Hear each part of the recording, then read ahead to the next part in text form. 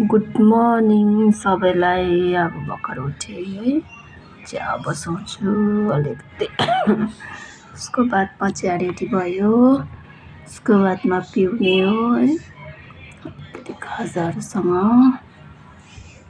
बिहानको चिया पिउनु अलग्गै मजा हुन्छ, तातो तातो चिया, त्यहाँबाट खाजा खाएर बटाबट ड्युटीको लागि है। त्यहाँबाट खानासाना प्याक गर्ने, त्यसको बादमा अब सब्जीहरू ल्याइसकेर चाहिँ आफू रेडी हुने।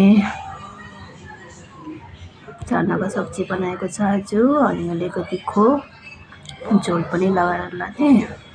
त्यसको बादमा अलिकति कपालहरू कोर्नुपर्ने छ, उठेर झिङझिङै भइरहेछ हो।